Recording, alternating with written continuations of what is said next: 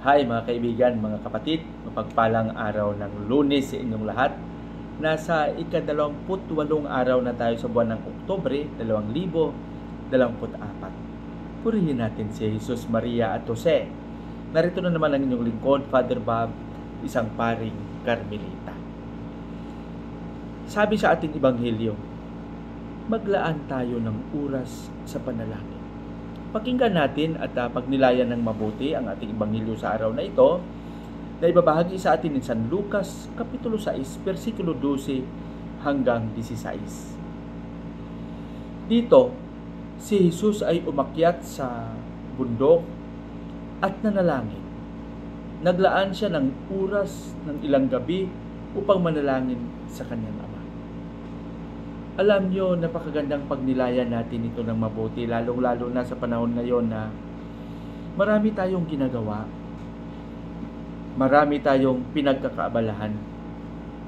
Hinahamon tayo na maglaan ng panahon, umupo, magnilay, manalangin. At sa panalangin, huwag kalimutan na magpasalamat at magpuri sa Panginoon sa mga biyayang ating natanggap. Kaya, mas magandang makita natin ang kahalagahan ng panalangin sa ating buhay.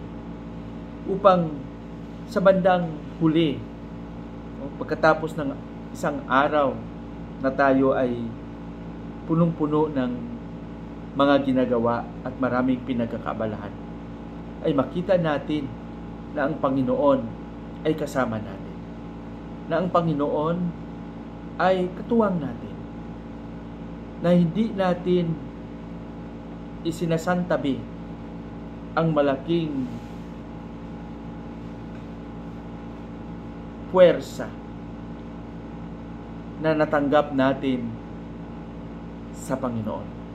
Na hindi natin inihiwalay ang ating pagsisikap sa biyaya ng Panginoon. Kaya mas magandang tanungin natin ang ating sarili. Naglalaan ba tayo ng oras upang manalangin, magpasalamat, magpuri sa Panginoon? Sa likod ng ating maraming mga pinagkakaabalahan? Mas magandang tanong ito. Dahil ako, kahit sa aking maraming ginagawa din bilang pari, minsan sa sobrang pagod ay hindi ko na magawang maging kabahagi ng aming community prayer. Pero pag alam ko na makaya ko, talagang sumasama ako. Sana hindi maging excuse sa atin yung pagiging pagod. At alam nyo, marami rin akong natutunan. At ang mga ginagawa ko sa aking ministry ay napakarami, lalong-lalo na sa school.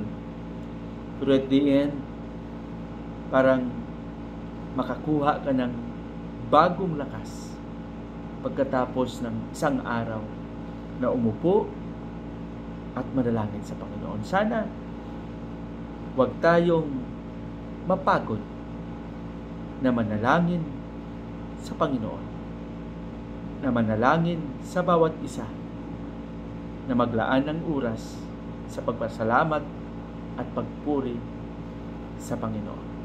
Patnubayan nawa tayo ng Panginoon sa ating panalangin. Panginoong Hesus, turuan mo kaming maglaan ng oras na magpasalamat sa iyo. Turuan mo kaming manalangin. Bigyan mo kami ng lakas na maging tapat sa iyo sa lahat ng oras. Amen.